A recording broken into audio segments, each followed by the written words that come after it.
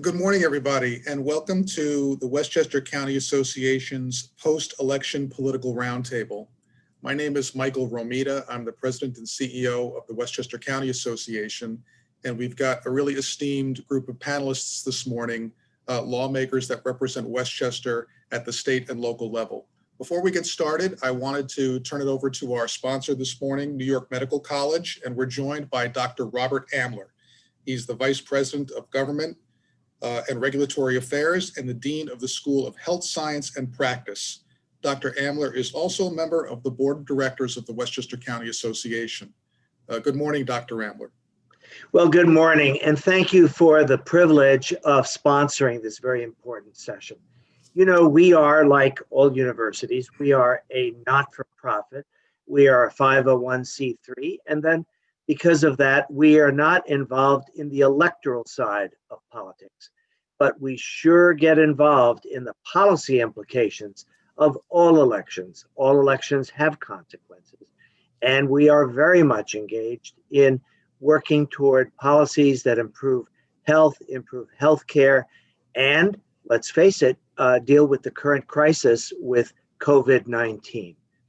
Our main job, besides supporting research at Regeneron as our partner and other partners throughout the Hudson Valley in trying to get our arms around this crisis, our main mission is the education and preparation of tomorrow's doctors and nurses and pharmacists and dentists and others who, not this year, but in future years, will deal with other crises that come up in health throughout the nation and around the world.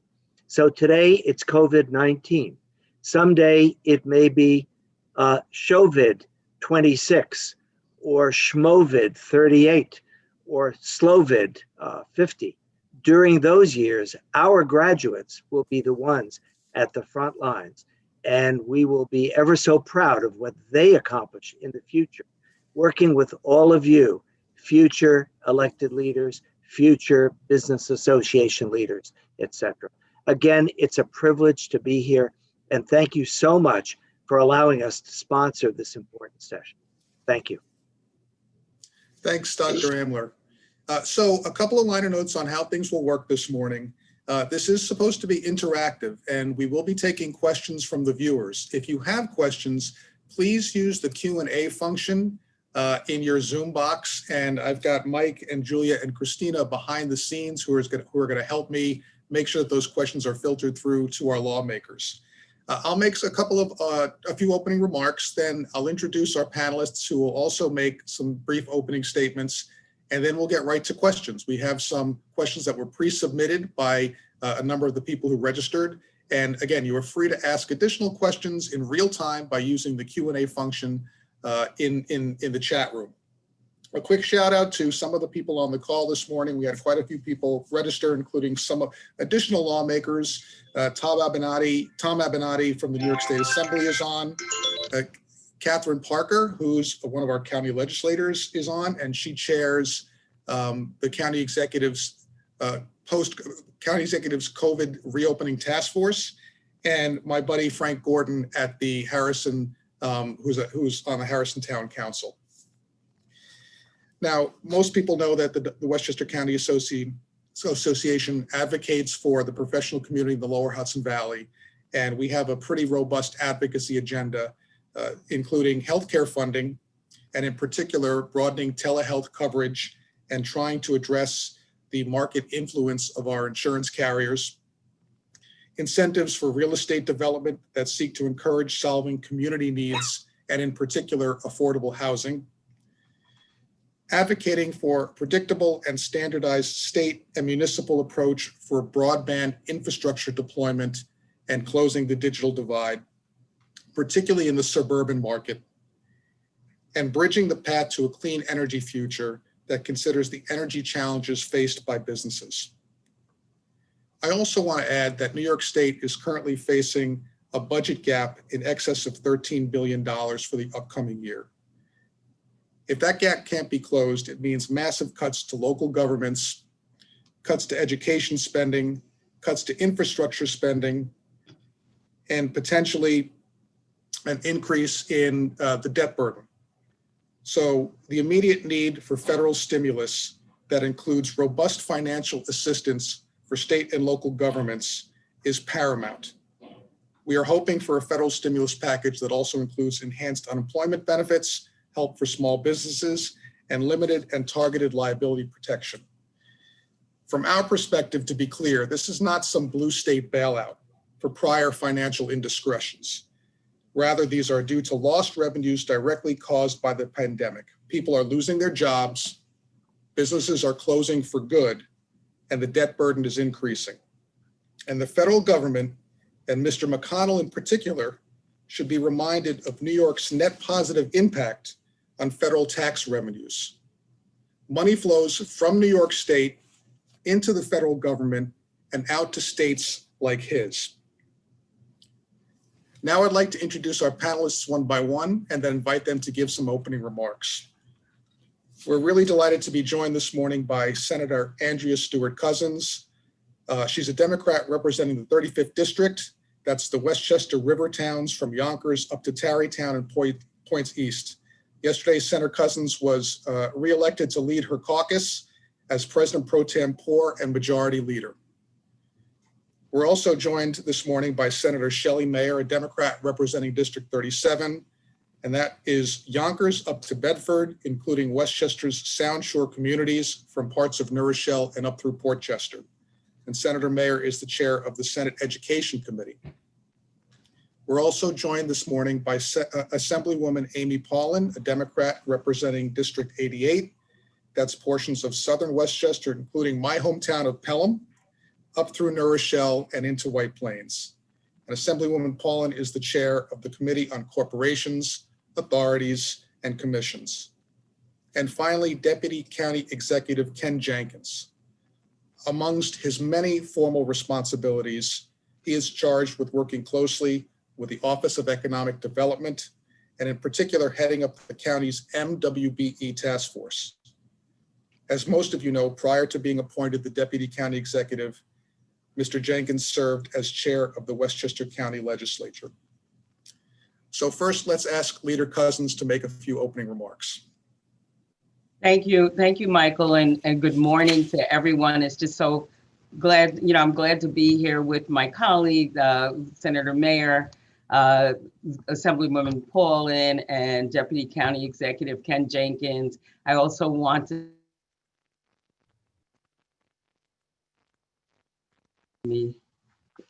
I also wanted to say hello to Dr.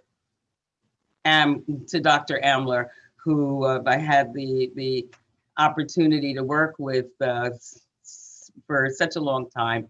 And thank you for sponsoring this. I think you began really where we are.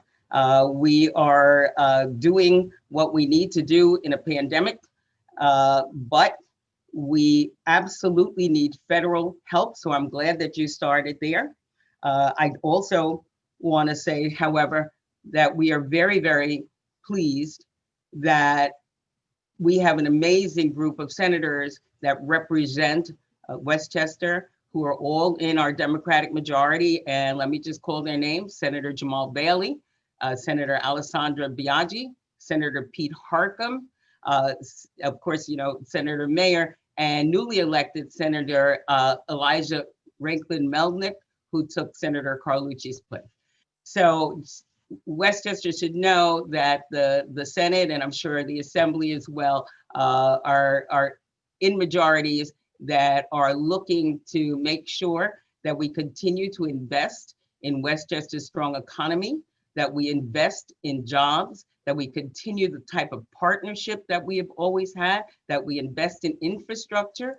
I can go through the wonderful things that we've done, but Shelley will tell you that we've delivered record funding. We get education. We get the need to have people's abilities, despite zip codes, enhanced by our education system. We have passed, amazing things as it relates to climate. And certainly have invested in affordable housing, hundreds of millions of dollars in affordable housing credits to be able to spur developments all over the county. We, again, obviously with the pandemic, we were nimble enough to be able to work remotely while doing what needed to be done, whether it's handing out 50,000 masks, working with county partners, just providing PPE, supporting our hospitals. So we are in a pandemic, yes, but it has not stopped any of the work that we have done and will continue to do on behalf of Westchester County. So I thank you for giving us this time. Thank you, Leader Cousins. And now to Senator Mayer for a few opening remarks. Thank you, Michael, and thank you to the Westchester County Association. And it's a pleasure to see you, Dr. Ambler, and my colleagues in government and all who are on here today. First of all, I think you did lay the groundwork, and then our majority leader made it clear. We know the challenges of the financial side of the budget, and we absolutely, our first order of business has been fighting to get the federal money that we need in order to sustain and to regrow our economy and also to serve our people. One of the joys of this job, as challenging as it's been, is that we have the opportunity to see the big picture, but we're also on the ground dealing with people every day in our districts who are at risk of losing their apartments, their homes, their incomes, their businesses, their future, their investments, and their hope in their children.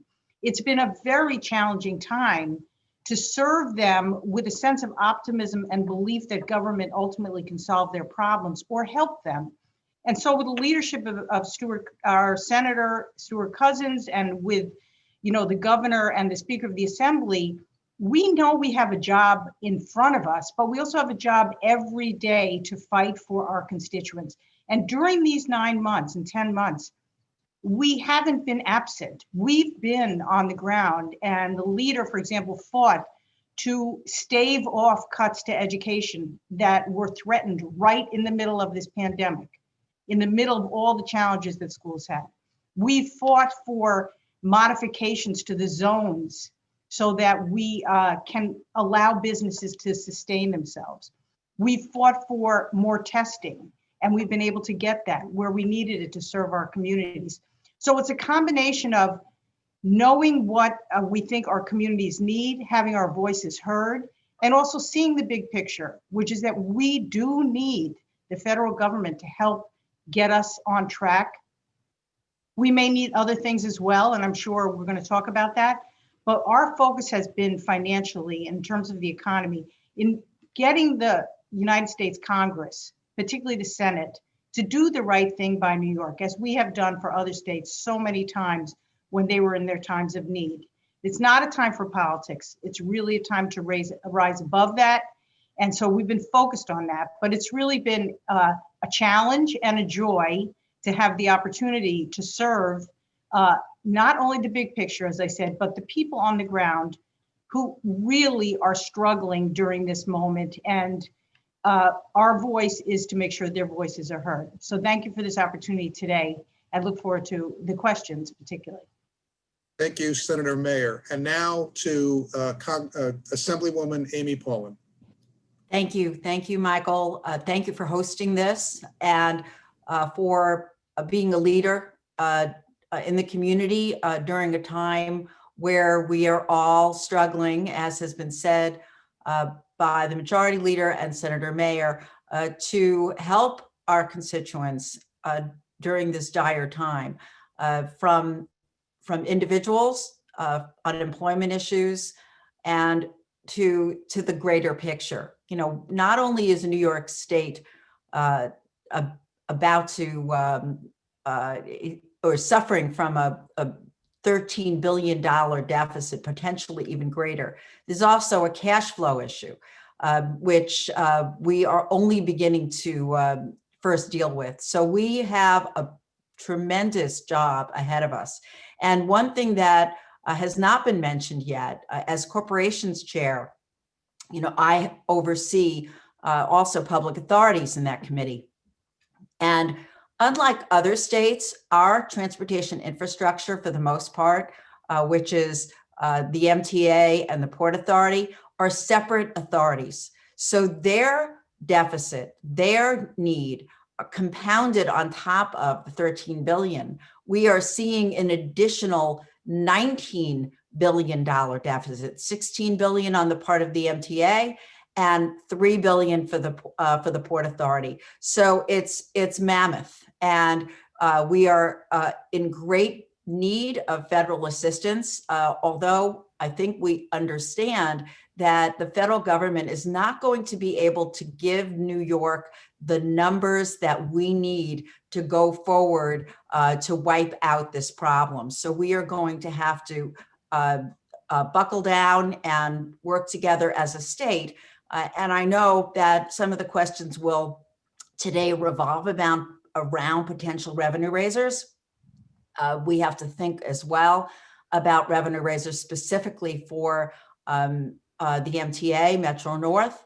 And, I look forward to the questions. And, and again, it's been my honor to serve in the New York State Assembly with so many other great Assembly members who I know, some of whom are listening to this, Assembly member, and we have a bipartisan group, I won. Gary Pretlow, Sandy Galiff, Tom Abenanti, David Buchwald, Nader Sage, Steve Otis, and Kevin Byrne, all representing a piece of Westchester County. We work very well together, and we have worked extraordinarily well during this pandemic. So thank you. Thanks, Amy. And yeah, we're going to get into some of these transportation and infrastructure issues, in particular, what a change of administration in Washington could mean for New York as we deal with those issues. So thanks for highlighting those. And Deputy County Executive Ken Jenkins would like to say a few words. Yeah, thank you, Michael, and certainly thank you and the Westchester County Association for your continued leadership throughout this COVID crisis, and certainly Dr. Amla and New York Medical College for sponsoring today's event. I first want to make sure to say congratulations again to all of our elected and re-elected state delegation, and especially to my good friend and my senator, Leader Stewart-Cousins, on her re-election to lead that chamber. At this particular time, County Executive George Latimer, certainly, we've been involved with this thing since the first call I got was from County Executive Latimer at 10 minutes to 8 on March 3rd. And obviously it's stamped in my mind as we've been working through this particular process and seeing all of the challenges that we've had in Westchester County, from having the first restricted area from the containment area right down to the first drive-through testing site on the East Coast, and continuing on to today. We have had some help from the federal government, so we don't want to say we have had none. But the fact of the matter is, without significant help from the federal government, no local government can deal with this. And Michael, as you said in your opening remarks, this is not a red state, blue state issue. I'm privileged to serve on the National Association of Counties, Large Counties group, where we talk through this scenario. We had kind of weekly meetings, and now we're at quarterly and monthly meetings to go through this. And it doesn't matter the state. So there's lots of red states, and outside of New York State and the East Coast, they don't realize, or most people don't realize, counties are really like the local governments. They have land use control, they have planning control, they have all of the features of all the local governments that we have here in New York, and that happens at the county level elsewhere. So this is an issue for every state, every shade, whether it's red or blue or in between, that we need federal help, or it's not going to happen on those things. And Michael, you talked about energy efficiency. One of the great things is if I don't move around enough in my office, the lights go out to save some electricity. But we are really focused, and we have this particular scenario that we've been working with because of County Executive's leadership, Latimer's leadership, and certainly his kind of style. He wants to make sure everyone has a seat at the table to be able to influence and to discuss and make decisions on how we can move forward on this COVID world. We've been meeting with the school districts since March, since before there was a containment area, before there was a zone. We were meeting with the school districts right from the very beginning, and when that continues weekly to today. We meet twice a week with the local municipalities, and it includes our local officials. Whether or not the governor's folks jump in on that or not, we know the governor has used his executive authority to basically direct some of the activities. And I would be remiss at the end of this conversation without wrapping this particular component up while we continue to talk about things moving forward, that we've done some tremendous things with the business community, with the partnership with the county association, Michael, specifically our Business First grants, trying to make sure that we are putting money directly into those businesses and the small and medium-sized businesses that we need to make sure that get saved through this particular process. Rental assistance, we put $10 million into rental assistance to ensure rental and foreclosure assistance to make sure that we are keeping people in their homes. So we're working really hard to this, but we wouldn't get through any of this without a great leader at our Department of Health and somebody that that some of us know very well, that's related to New York Medical College, Dr. Amler. So it's the Shelley Amler, Dr. Shelley Amler, our health commissioner. So I'm looking forward to this conversation today, Michael, and really appreciate the opportunity to be with all of you today. Thanks, Ken. And a quick shout out to Bridget Gibbons, who runs the OED at the county level, who's really at the forefront of administering all of these grant and loan programs that are flowing through the county. So we'll get into some questions. We've already got some people popping up, and please continue to send your questions on the Q&A, and we'll try and work them in as best we can. But let's start with the pandemic, which continues to dominate, pretty much all of our lives. And, it hasn't been a good run over the last 9 months, and things are going a little bit sideways, even here at the county with infection rates, hospitalizations, et cetera. But yesterday marked 2 positive developments in the fight against the pandemic. The first is political. And for those of you who follow politics in Washington, you probably have read that yesterday was the safe harbor deadline for states to certify national election results. And that provides pretty much metaphysical certainty as to the outcome of the national election, as if there was any doubt left. And if nothing else, that will provide an increased national messaging clarity on what we need to do to stem the flow of the pandemic. And secondly, the first doses of the vaccine were administered in England, including apparently some elderly gentleman named William Shakespeare. That's not a joke. So in true British fashion, the people who are at the front of the line for receiving the vaccine are healthcare workers, first responders, and aging thespians. Now, that being said, Ken, a question for you. As the vaccine starts to get pushed out to the states, and this is primarily a state issue, but will the county be ready as we roll out the vaccine? The lessons learned in the spring, how we're handling things now, and will we be ready at the county level when the vaccine starts to get administered? Well, thank you for the question, and Michael. The Westchester County will absolutely be ready for the directives as it comes down from Governor Cuomo on how we are going to be able to distribute the vaccine and the protocols that will be in place to do that. Certainly the governor's got a bunch of teams, folks working on that, doctors working on that to make sure that we have everything in place. We actually had a dry run and people didn't really realize that with the flu vaccine. So, Dr. Shelley Amler was reminding folks that we should do the flu vaccine, but we went through a kind of process that people didn't realize that was really kind of a test run for what we would do with the COVID vaccine. So we will be absolutely prepared to do that, working with all of our partners, with our local communities, with the county association, certainly Michael and the members of the team out there, with our state legislators, our congressional legislators, and making sure that we're moving forward with that. We have a tremendous group of individuals in our emergency operations team right now.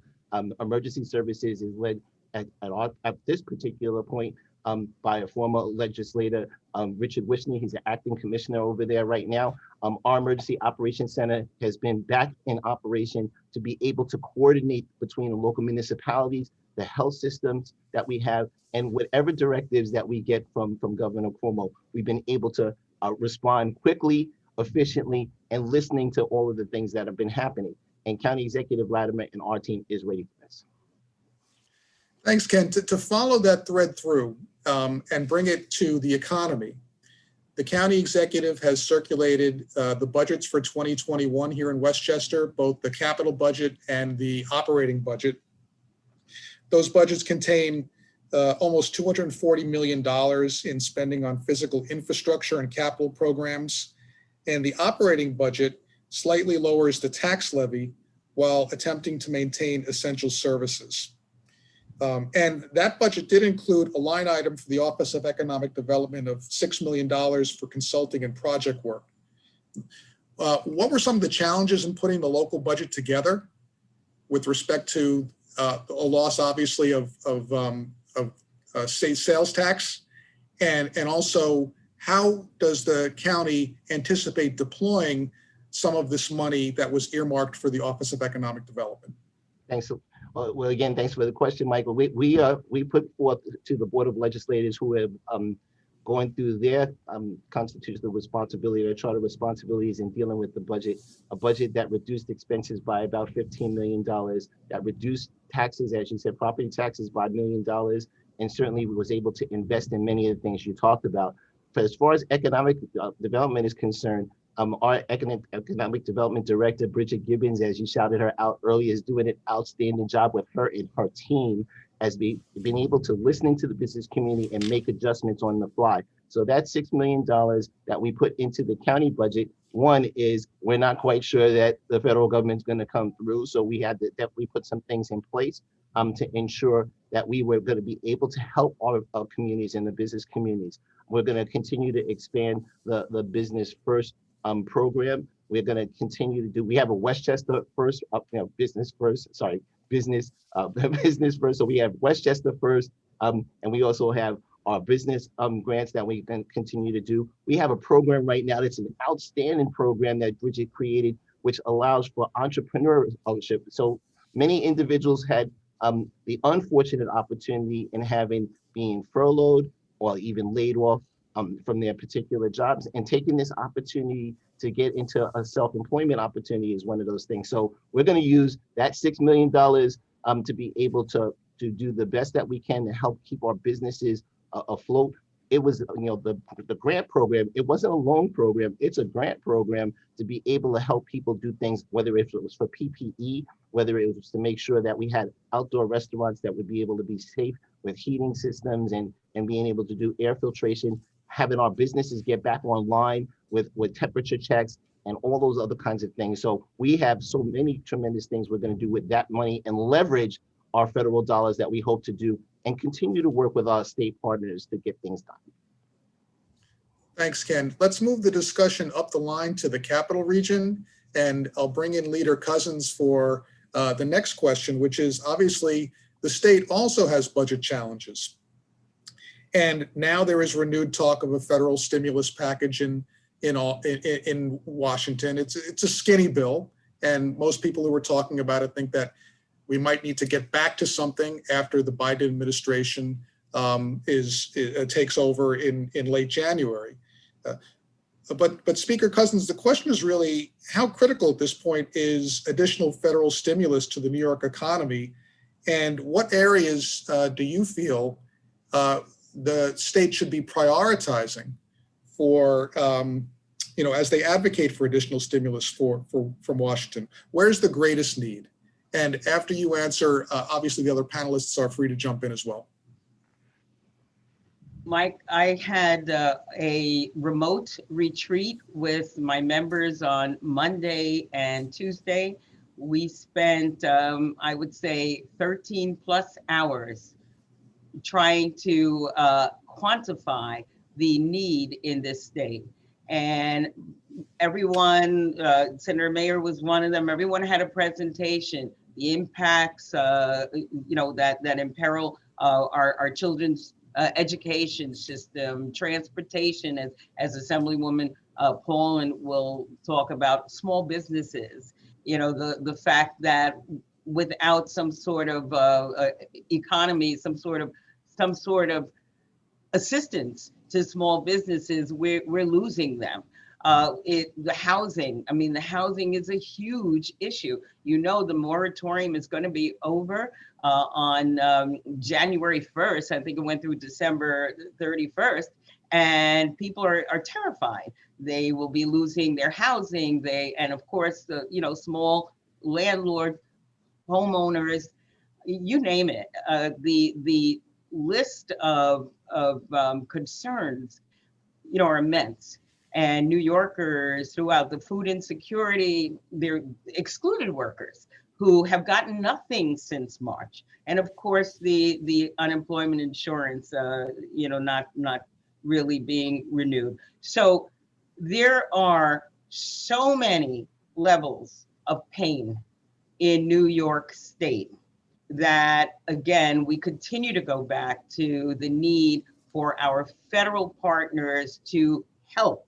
They sent money for hospitals, which, you know, obviously is at the center of this pandemic as well. Last time they sent money for education, they sent money for unemployment, they gave money to state and local governments, and kudos to Senator Schumer, Gillibrand, and of course our congressional leaders for pushing state and local government being part of that funding. Because when it comes to the state, we get it to the education system, we get it to the health system, we get it down to local communities. So we need it all. And we need it, as you stated, in numbers that really reflect what we have been, and as Governor Cuomo calls it, a donor state to the, you know, other states forever. So we need a large amount of money in order to shore up everything, because everything, quite honestly, is at risk, and we cannot by ourselves do it. So the priority is to really focus on the federal government. I hear the sticking point now is they don't want to give state and local government money, which makes no sense. And also, of course, you know, extended liability, apparently Mitch McConnell wants, but I'm not sure what Mitch McConnell wants. But I think that we all have to, you know, with one loud voice, continue to fight. I just joined the speaker and labor leaders in a sign-on letter that Governor Cuomo initiated to our delegation in Congress to say, we need your assistance, we need it now. One of our viewers has asked a question specifically about the liability protection issue. This is an issue that's being debated in Washington, even as part of the skinny bill. And I'm wondering what some of you on the panel feel is the appropriate balance for these sorts of liability protections. Well, I'll jump in briefly, Michael. I mean, I think our first goal is to get, it was a bigger bill and now a skinny bill. We need it sooner rather than later. I mean, we're thrilled, very honestly, that President-elect Biden, we think will have a more forward-looking view that all these states that got hit by COVID do need direct assistance. And I just want to put a plug in, you know, in the CARES Act, we got direct money for funding schools that allowed us to avoid a cut in foundation aid. Had we not had that CARES Act, every school district would have been cut their basic state funding of foundation aid. These are the essential payments for allowing our school system, which has had incredible challenges during this period, to continue to operate. But we want the next bill to have dedicated funding for schools as well. So because these obligations and expenses have fallen on districts that cannot raise property tax, and we know that here in Westchester better than anyone. But with respect to what provisions are in the federal bill, as the leader said, it's been a changing, a moment by moment change, and we'll deal with the consequences of what's in there. We know our federal representatives, particularly Senator Schumer and Gillibrand, will fight for the best they can get for New York, but they also know how desperate we are to get some relief now, and then we will work with President-elect Biden and our delegation to get more. And if we have to deal with, you know, and we will deal with the issues of liability concerns raised largely, I think, by Mitch McConnell, we'll have to face with that. And we will, you know, as the leader said, we don't have a hesitancy in driving into difficult problems. we need help now, and we can't let what provisions are in there block us from getting the current help that we need. So we'll deal with what's in there. I hope that it is not too burdensome. If they give us time to deal with it, that we will need that. But with our supermajority and a majority obviously in the assembly, and with the governor's being on board, I'm confident that we can deal with whatever challenges are in the federal bill, but we need it now. Senator Mayor, a follow-up, because we've got some folks in higher ed who are asking questions. I mean, your Yes. primary responsibility is K through 12. But higher ed is a big concern out there. And the question really goes to what level is higher ed entering the equation in discussions up in Albany for, budgeting purposes and the help that might be needed in that sector as well? Well, first place, we have a fantastic chair of the higher ed committee, Senator Toby Stavisky, who is in the weeds of the finances and the challenges, particularly of our SUNY and CUNY campuses, and also our private colleges and universities, all of whom are struggling, and we're very aware of it. We see it in our district, and we know statewide. Again, the CARES Act had specific benefits for higher ed, and that was it wasn't perfect, but it was a very important step forward. We will need the next bill, probably post President-elect Biden, to reflect the needs of our private colleges and universities and SUNY and CUNY to recoup the losses in revenue. They are losing enrollment, and as a result, some of them are facing cutbacks and potential closures in the private colleges and universities. It is very much part of the conversation as part of our economy and part of our growth, the long-term growth of New York State. Thank you. To add on to that, Michael, the county and certainly County Executive Latimer working with, in our example, with Health Commissioner Shelley Ambler, Dr. Ambler has been working directly with our higher ed education folks as well to be able to do things and help support the efforts that they're doing, at least on the testing kind of side, and to be able to see things based on what the state regulations happen to be on specific items. Again, we have a privilege in Westchester to have many institutions of higher education, some of the finest that in the country that are here right in Westchester, and we need to make sure to work with them. But as Senator Mayer was saying, we also are working with our local school districts, because everyone first started in one particular position, and now that seems to have shifted based on the results, right? The results said that, one of the biggest concerns all of us have are for our children, and whether those children are in college or whether they're in kindergarten or pre-kindergarten, we want to make sure that they're safe and secure. And it seems that has been happening, and now there's modifications being made along the way. Thank you, Ken. It's probably a good time to pivot to Assemblywoman Paulin, who lives and breathes the infrastructure issues. We could probably do a 3-hour breakout session strictly on the infrastructure issues, because they are vast and there would be a lot to unpack. But obviously that is a major budget concern, not only the MTA, but much larger major capital infrastructure projects that were stalled under the Trump administration and may be resurrected under a Biden administration. So I invite Assemblywoman Paulin to step in and maybe address some of those issues.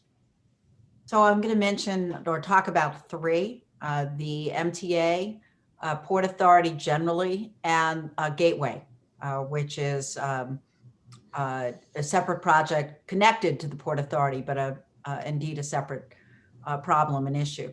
So first, the MTA. Westchester County, for the most part, all of our southern communities rely on the commuter rail for our economy. That is what a suburb is. A suburb is the bedroom community, not solely, of course, and Westchester is a vibrant economic community on its own, but we have a tremendous responsibility to restore and improve and to maintain our community rails for the well-being of our county. And there was a couple of questions in the chat about the MTA, so I want to just go over some of the detail. So the fare box ratio, which is the amount of money that's generated from the actual ridership, is about 50% of Metro North. It's overall about 40% of the entire MTA budget, but we have always benefited from a more robust ratio for fare box ratio. So what does that mean in the pandemic? What it means when ridership is down 82% for Metro North. We have the largest decrease in ridership in Metro North. Overall, ridership is down, I think it's about 72%, closer to somewhere hovering between 72 and 80. But Metro North is by far has the widest gap. And we don't know when it's going to start improving. You know, people are used to working at home now. Businesses are changing. And we don't know when that ridership is going to be restored at that near level. So that translates into just a gap in revenue that is overwhelming. And so, and these, even with layoffs and service cuts, we can't make up that difference without federal money. So the CARES Act provided $3.9 billion, leaving a deficit of about $12 billion over the next 3 years. And we must see some of that money, or we are going to be faced with huge service cuts. The MTA is required by law to have a balanced budget. So if there isn't revenue after and they're having a lot of potential layoffs, and that's what service cuts are. If there's service cuts, it's with layoffs because they won't need the engineers, they won't need the people to clean the subways and buses and trains. So they project it's going to be about a 50% reduction in service if there's no federal dollars. So that's it in a nutshell. Port Authority is is in a better position. They always, and even in this climate, make enough revenue to meet their operating. What they use most of their revenue for is for capital improvements, and that's what's not going to get done. So improvements that we need for our infrastructure, the JFK project, I think that we all know that our airports are in dire need of renovations, and it leverages a lot of private money when the public invests in those projects. The JFK project is going to be slowed, delayed, potentially not get done, and that would be a tremendous problem for our area. We all rely on JFK for our transportation needs. So they only anticipate about a 2-year problem, and they can borrow instead of, because they do a lot of pay as you go. But even having said that, they're going to be slowing down their capital improvement projects. Gateway is, for those who might remember, who lived in Westchester County during Sandy, there was a lot of flooding and problems. And one of the hazards was the tunnels underneath, the mechanism for to get from New Jersey to New York. And those tunnels were essentially destroyed, or one was completely destroyed. So Gateway is, we enacted legislation that I sponsored to join a committee together of New Jerseyites and New Yorkers, to work together to get federal dollars to fix some of that infrastructure. And so we did. We were trying to give the feds a message that we're ready. We're ready for those federal dollars because Amtrak depends on it. In Westchester, the ability for us to have West Side access depends on fixing some of those infrastructure problems. But we haven't seen any cooperation from the federal government. I anticipate with a change in administration that there is going to be a change in attitude to be able to get some of those projects done.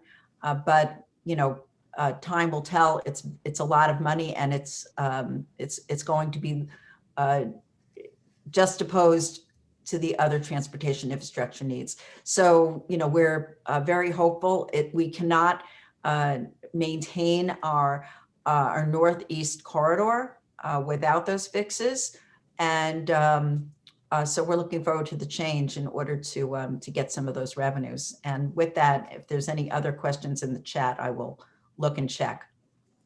So Assemblywoman Paulin, it sounds like you're pretty optimistic or encouraged at least by what a Biden administration could bring with respect to federal dollars to restarting some of these infrastructure projects, because essentially they don't get done without substantial federal assistance.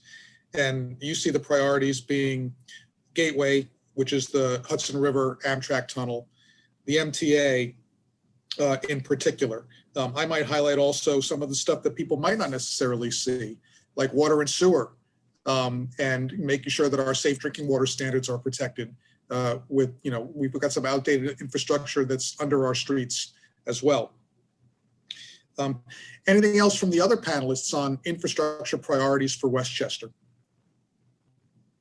Well, Michael, you did bring up the things with, we're all super hopeful, as we were, by the way, in 2016, that there was going to be massive infrastructure projects that were going to be done, because it drives employment. It helps with the people that are the distributors. It helps with the restaurants that are providing food for the workers, all those kind of things. So there is not a question that there's going to be an investment in infrastructure. And the ones you highlighted for us in Westchester, since we're the ones that manage the sewer district and the wastewater recovery facilities, that we need that federal dollars again to be able to invest in that. And we have several projects under Joan McDonald, our director of operations, and a great friend to many of folks, especially in transportation is concerned, to be able to deal with these shovel-ready projects, so that in Westchester, when those kind of projects for water and sewer come up, we're going to be ready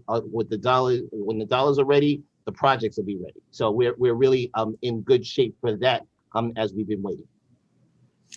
One follow-up for Assemblywoman Paulin on the Penn Access project, which is an additional line that's been scheduled to come into Westchester and stop at some additional stations.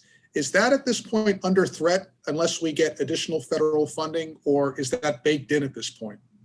So the most of that money is in the next capital plan for MTA.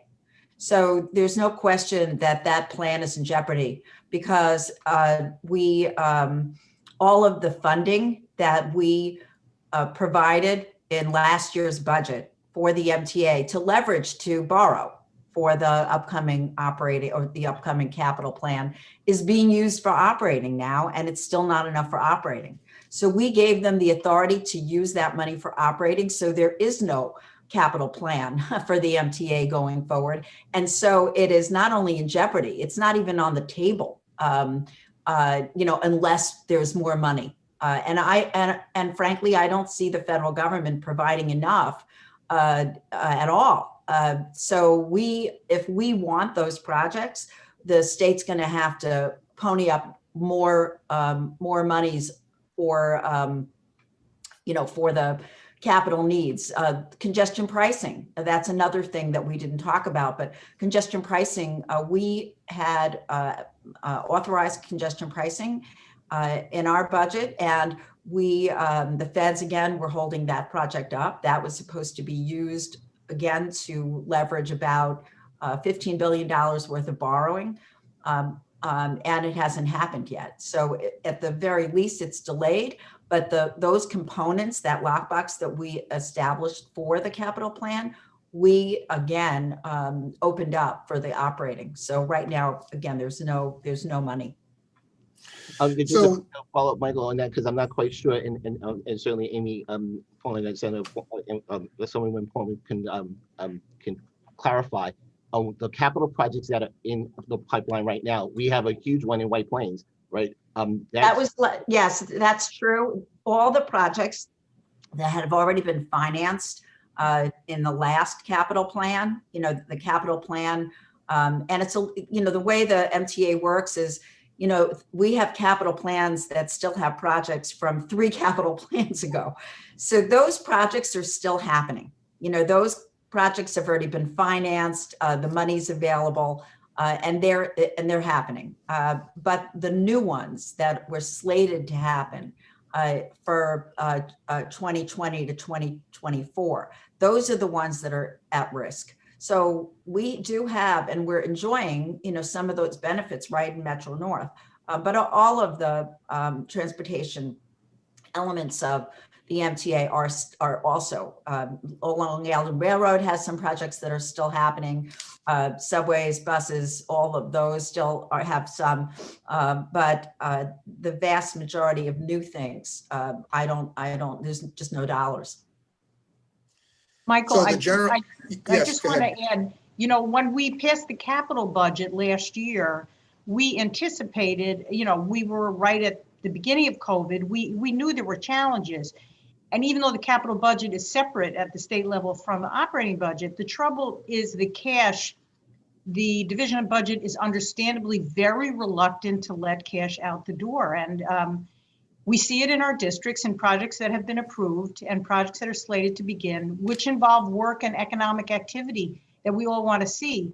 But we understand the governor's reluctance to let cash out the door when there is real challenge meeting the operational needs of the state in terms of paying providers where there's contracts. I mean, each of us has seen in our district not-for-profit providers who have contracts who are subject either to a 20% withhold, as the governor threatened, or are just simply not being paid for services rendered.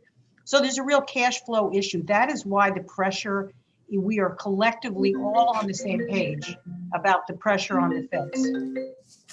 Yep, there seems to be universal consensus on that. Sorry, Leader Cousins, you wanted to step in.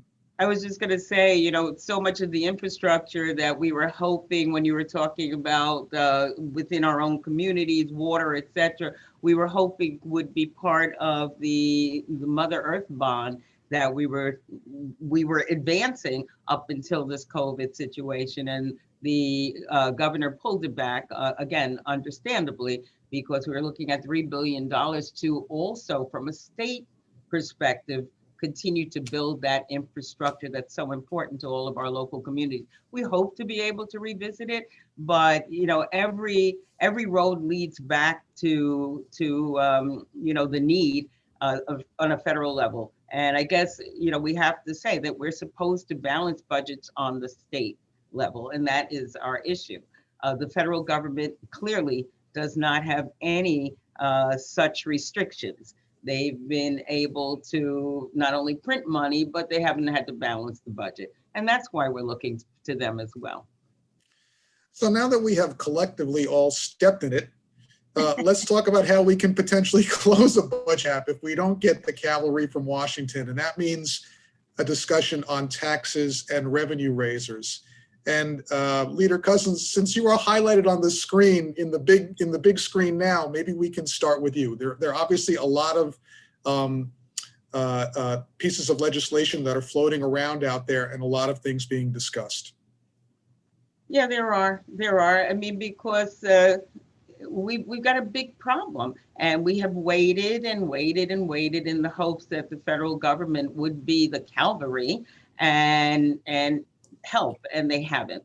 So we are forced to look at all kinds of things, and we are, again, that's part of what we discussed yesterday. What can we do in terms of revenue? I saw in the chat where someone had mentioned, what about looking at Medicare, the federal program, Medicaid costs, and of course MTA issues.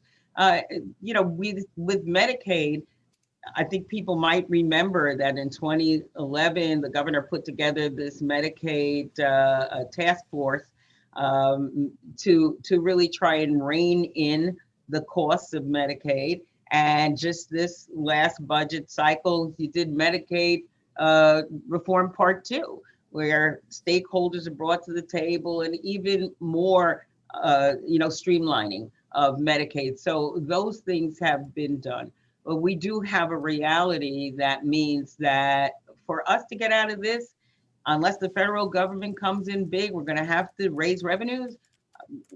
Everything is on the table, sadly.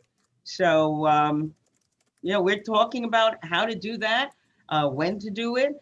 And we look at it not as just, we need people to understand that we're talking about shared sacrifice.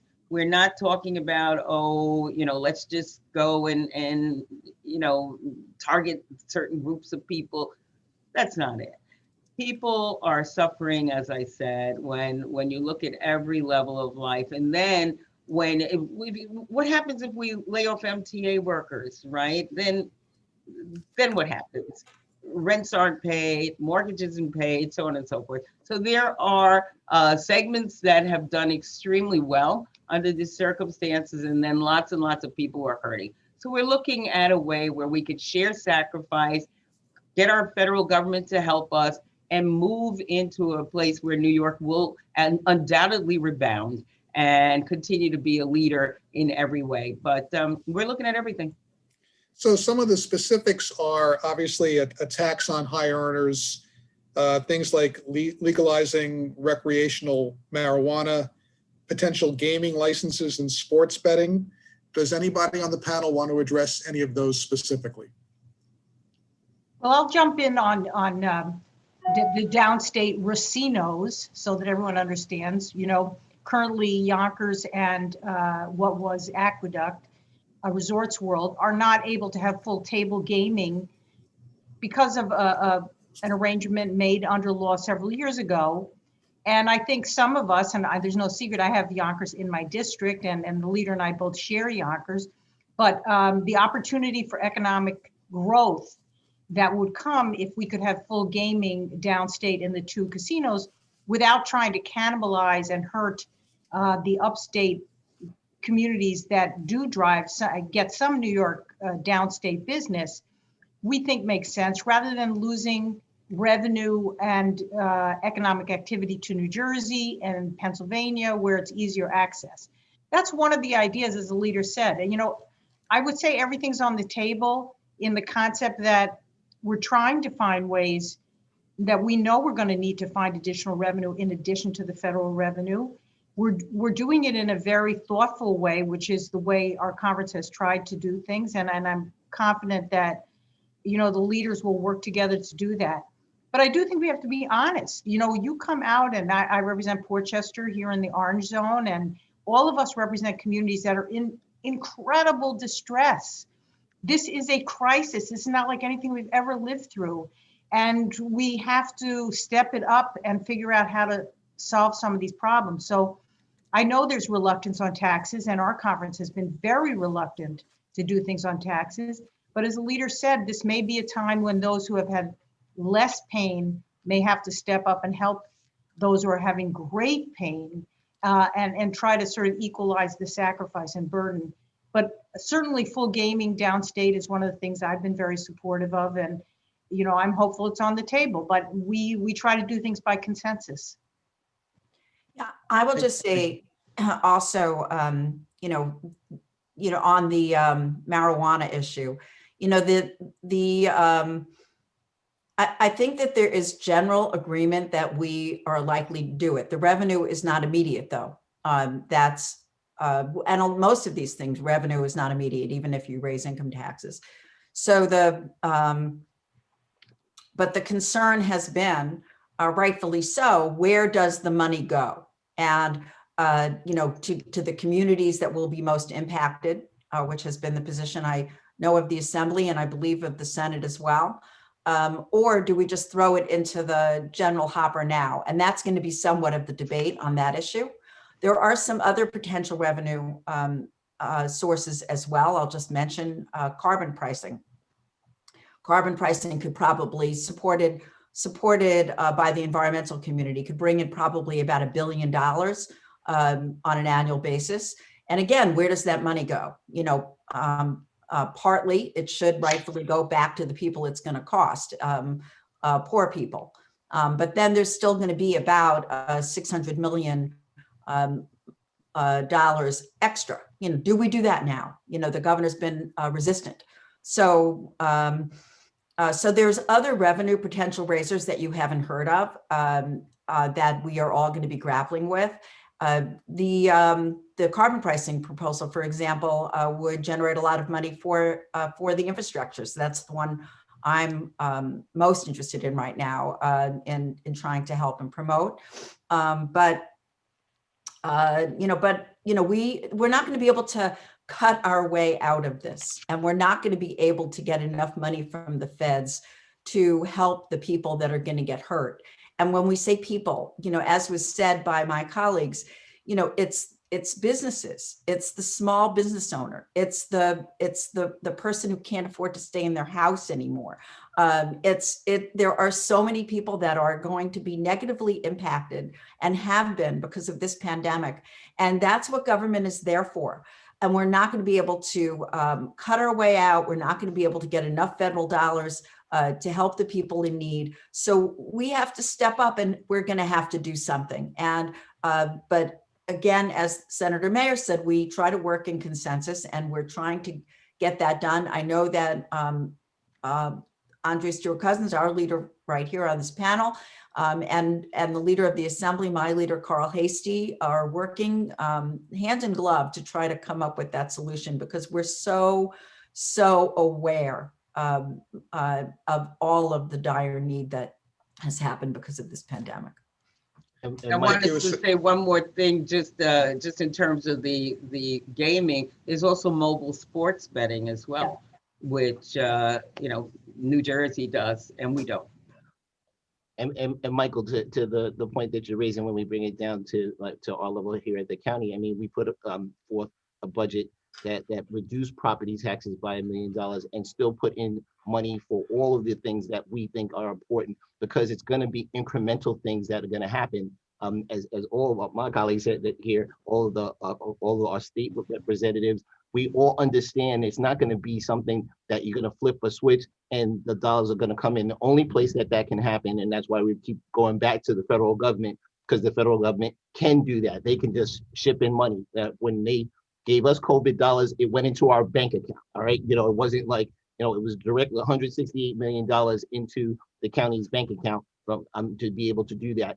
I mean, that's the kind of thing that's going to be necessary, because all of the things that are happening right now, there was a question in the chat about restaurants and our small businesses in the restaurants and changing those kind of things. We need things to happen for people right now, right? There was a question about food insecurity. In our county budget, we put another $5 million into our food insecurity dollar bucket, because it's a tremendous problem. And when I drive into work, to the county office building, there's a food pantry around the corner from us, and the line is around the block every time they have a food pantry, and it's heartbreaking, and understanding that those kind of things are happening. And our business owners that had to lay off people that have been longtime folks with them, that were working 2 and 3 jobs to be able to even afford to live here in Westchester, that's not going to happen. So we really have to work through all those things incrementally. And as all of us understand, it's a simple math problem. You either raise revenue or you cut services.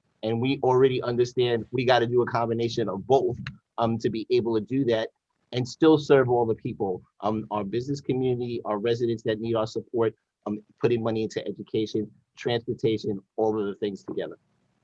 So we're going to start wrapping up. We've gotten a lot of questions from the nonprofit sector, and I'll just mention on January 7th, our friend Jan Fisher and Nonprofit Westchester will be doing a legislative town hall that focuses specifically on nonprofit issues. So if we didn't get to your question today, hopefully you can tune in for that and ask your question then. I want to kind of end this by taking a step back, because this year was pretty historic here in New York, as it has been in Westchester generally. And that's that Democrats have bucked a national trend by extending recent gains at the state level in New York. And now Leader Cousins presides over a supermajority in the state Senate. It's the first time that that's happened since before Reconstruction. And on top of that, at the county level, the Democrats obviously have a supermajority. They hold all but 1 seat. That's a pretty powerful tool, Leader Cousins. And I'm wondering how that changes the inflection points or the dynamics of how Albany will be run, or how you may choose to govern your caucus. Well, I always wanted parity with my assembly colleague, Speaker Hasty, because he has a supermajority. So that has always been the objective. I think the dynamics will continue, however, to be one of partnership. Obviously, when you have a veto-proof majority and you're sitting at a negotiating table, it changes the dynamics. But the reality is that our conference has always been focused first and foremost on making sure that the people of New York are served. That's what we do.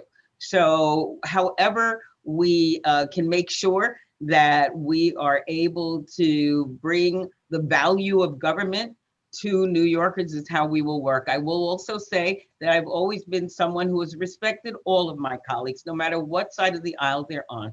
I know how to work with Republicans and happy to do that. And I will also say that the majority of the things we do pass actually are passed in a bipartisan fashion. But the reality is in certain things, like early voting, which we have had an opportunity to enjoy, so critical in this pandemic, didn't happen before Democrats were in charge. And I can go down the list. So where they'll join, I'm happy to engage them. And where we see a need that we can fill by moving something forward, we're going to do that. But always know that we're centered in making sure New York is and its people are the best they could be. So just a minute each for some closing remarks, starting with you, Leader Cousins, since you're up on screen, because I know Yes. everybody has schedules that they We have all to meet. have to run. Well, Michael, thank you so much for hosting this, and again with New York Medical College and all of the community participants. I know you had almost 100 people listening and people who are engaged. We are all partners in this, and they said obviously this is a painful period, but our being here together, having this dialogue, I hope reinforces for people that nobody's in this alone. And as usual, even when it's difficult, we manage to get through it. So with our collective goodwill, patience, and forbearance, we will indeed get through. But if you haven't reached out to Congress to help support getting money, then please do that. That's part of our partnership. Thank you, Leader Cousins. Assemblywoman Paulin. Thank you, Michael, and thank you for hosting this great event. And next year, let's pray in person. This has been a very trying time for everyone. My office has never worked harder to work with individuals on unemployment, to work on policy issues that hopefully have some long-term impact on our state. And we've learned a lot of new things. We've learned Zoom. I've personally learned to take walks. I've met Shelley. We don't live that far, in the middle of one of our COVID walks. Hopefully people will learn from this and take something positive out. Last 9 months, hopefully not that much longer. But we have a long way to go, and we have a lot of people to help, as I mentioned earlier. So you can rest assured that, in Westchester, we work very collegially, and we have, again, grown together as a delegation, as elected leaders to do that. And we will continue to do that for the benefit of everyone in Westchester. So I know that my colleagues here on this panel and I are on daily, we were on daily COVID calls with the governor. Now they're 3 days a week. We will be continuing to do that until we're finished with this crisis economically and everywhere else. So if there's anyone out there that needs help, you can call on any one of us. You can, but be assured that we will be working together to solve what we know is a tremendous problem. So thank you for highlighting it. And again, next year in person. Thanks, Amy. Senator Mayer. Well, thank you, Michael, and thank you to all the participants. And as my colleagues have said, this is a moment, in my opinion, to believe in government. The country has gone through crises before and we've come out on the other side. It's a very challenging time for us in government as well as for everyone else. And I think it's a combination of leading and listening that is our obligation. We do have to lead, which means making tough decisions, but we do have to make sure we listen, which I think we've really been very committed to doing for the last 9 months, to our people on the ground that we represent, and also to the institutions that make up the civic life of our communities. For me as the education chair, we didn't get to talk a lot about it. This couldn't have been a more challenging experience, tough for school districts, boards, students, parents, everyone who cares about the education of our children. It's been extremely trying, and people have done their very best under changing circumstances, and we have much more work to do. But we have seen some improvements in remote learning. We have seen some thoughtful improvements in better ways to go forward, including dealing with broadband access, which is something you care about, Michael, and the organization cares about. And I am confident that, we have to be resilient and believers in the strength of our democracy, which is that as leaders and listeners, we can get out of this if we're on the same page. And I think you saw today the sense of all four of us that we are committed to hearing from every segment of our community, including those who disagree with us. And yet at the same time, we have an obligation to make tough decisions and move ahead. And I'm quite confident that, hopefully several months from now, we'll be in a better position. But thank you for the opportunity, and thank you to our constituents for giving us the opportunity to serve and to lead. Thank you, Shelley. And Deputy Jenkins. Thank you so much, Michael, and thank you to all the participants today, not just the panelists, but those folks that were listening from Westchester County Association, and your continued work, Michael, as far as leading the organization. Has been said by all my colleagues, first, we all understand how tremendously difficult this particular period of time is for everyone, and we understand that we need all to continue to stay vigilant, but we also are all listening and reacting and responding and moving forward and making decisions, has been said, based on the realities on the ground. You have to make sure to continue to reach out and speak to us and let us know the things that you see in the communities and the things that you're concerned with, because we are responsive, as you've seen. County Executive Latimer, that is a hallmark of the Latimer administration, that we sit around the table and we have a lot of meetings and a lot of conversations, because everyone does have a seat at that table. But at the end of the day, we're able to make some decisions and move forward on all of the things based on that information. I want to close by saying, Michael, to you, your family, all the folks that are on, happy holidays, and to make sure that we stay safe and vigilant. We will get through all of this together. And thanks again for the opportunity to be on the panel today. Thank you, Ken. My wife Melissa's delighted because there's no time for me to speak anymore. So we're gonna sign off, and I'm just gonna say thanks to all the participants, the panelists, the people who tuned in. If you want to learn more about our programs, you can find us on the web at westchester.org. And to our lawmakers, both tuning in and participating, keep pushing the rock. We're getting there. Thanks a lot, guys. Have a great day.